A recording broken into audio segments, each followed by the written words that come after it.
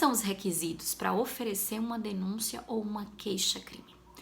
O artigo 41 do Código de Processo Penal estabelece os requisitos legais para nossa petição inicial do processo penal, que pode ser a denúncia, no caso de uma ação penal pública, ou a queixa-crime, no caso de uma ação penal de iniciativa privada.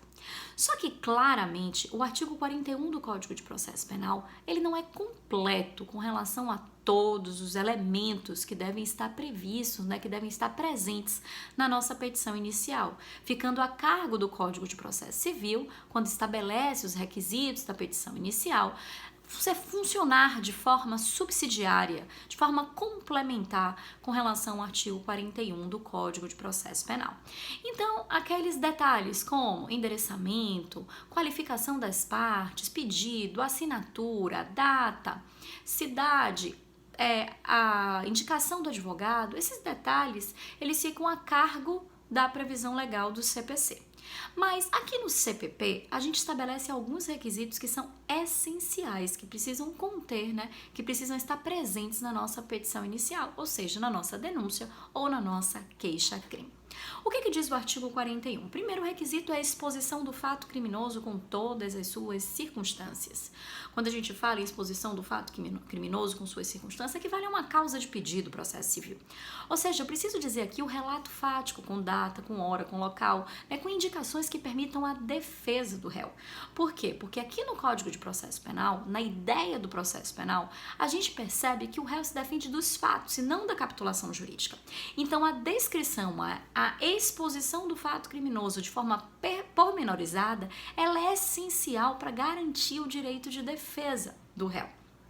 Quando a gente fala, então, dessa exposição do fato criminoso com todas as suas circunstâncias, primeiro requisito, da petição inicial, da nossa denúncia ou da nossa queixa, nós exigimos que sejam apresentados detalhes, inclusive com relação à cota de participação de cada um dos denunciados, sendo que o STF permite, no caso de crimes societários, a chamada denúncia genérica, aquela que não especifica propriamente a cota de participação de cada um dos denunciados, pela própria dificuldade de delimitação inicial nessas situações específicas. O segundo elemento, o segundo requisito que está previsto no artigo 41 do Código de Processo Penal é a qualificação do acusado ou esclarecimentos que permitam a sua identificação. Significa dizer que eu vou apresentar a denúncia contra alguém, eu vou apresentar a queixa-crime contra alguém. Eu preciso qualificar o polo passivo dessa demanda. Eu preciso indicar aqui quem é o denunciado, quem é o querelado. Então, eu qualifico indicando nome completo, RG, CPF, endereço, inclusive para fins de garantir a citação, como eu também posso fazer essa qualificação de forma incompleta, indicando sinais característicos que permitam a identificação desse sujeito, sem dar detalhes pormenorizados, desde que eu viabilize a realização da citação, a identificação do sujeito. O terceiro elemento é a classificação do crime, significa dizer que a minha denúncia ou queixa precisa indicar a capitulação jurídica para a qual o sujeito estaria em curso, o tipo penal, inclusive indicando a situação de qualificadoras, de causa de diminuição de pena, de concurso de crimes, precisa estar lá na parte dispositiva da denúncia ou da queixa-crime. E, por fim, nós temos o rol de testemunhas. O rol de testemunhas, por quê? Porque as testemunhas de acusação precisam ser arroladas na denúncia ou na queixa-crime sob pena de preclusão. Então, a minha petição inicial precisa indicar quem são as testemunhas que serão ouvidas pela acusação para provar aqueles fatos narrados na denúncia ou na queixa-crime. Se não tiver testemunhas, se a prova for exclusivamente documental, simplesmente não apresenta rol de testemunha na denúncia ou na queixa. Só uma observação importante. Quando a gente fala de denúncia ou queixa, principalmente quando a gente fala da queixa-crime, eu preciso verificar se é necessário procuração ou não é procuração. A denúncia é apresentada pelo Ministério Público. O Ministério Público tem atribuições legais, então ele não vai apresentar uma procuração para oferecer a denúncia. Mas no caso da queixa-crime, eu tenho a queixa-crime apresentada por um advogado, contratado por um particular, né, ou por um defensor público, né? E nesse caso a gente precisa de instrumento de mandato juntado à petição inicial, no caso da queixa-crime.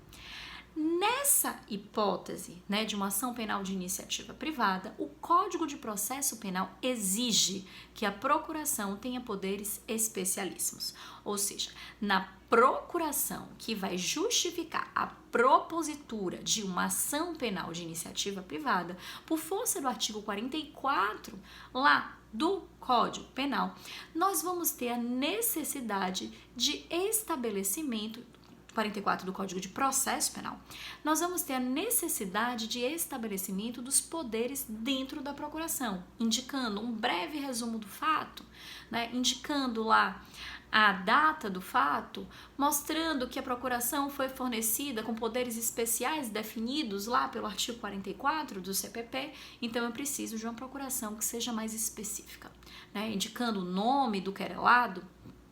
Então, essas informações têm que estar no corpo da procuração. Se por um acaso a denúncia ou queixa não preenche esses requisitos legais, significa dizer que eu vou dizer que essa denúncia ou queixa ela é inepta, né? E por isso ela ensejará a rejeição liminar dessa petição inicial. A ausência desses requisitos, portanto, gera a rejeição liminar da denúncia ou queixa por força de previsão específica do Código de Processo Penal no artigo 395. Sabendo-se que, no curso do processo, é possível fazer o aditamento dessa denúncia ou queixa, ou seja, uma emenda, uma correção dessa denúncia ou queixa. Esse aditamento, ele pode ser considerado um aditamento impróprio, que é quando há mero suprimento de omissões, então, ou seja, esqueci aqui de colocar uma data correta, eu preciso corrigir aqui o nome do denunciado, então são pequenos erros, né? De cunho material, normalmente, pequenas omissões, então eu falaria aqui de um aditamento impróprio, mas como eu também posso ter um aditamento próprio. O aditamento próprio é aquele que muda o conteúdo da denúncia ou queixa. Seja um aditamento próprio de cunho real ou objetivo para incluir ou excluir crimes, como um aditamento próprio de cunho subjetivo ou pessoal para incluir ou excluir denunciados ou querelados.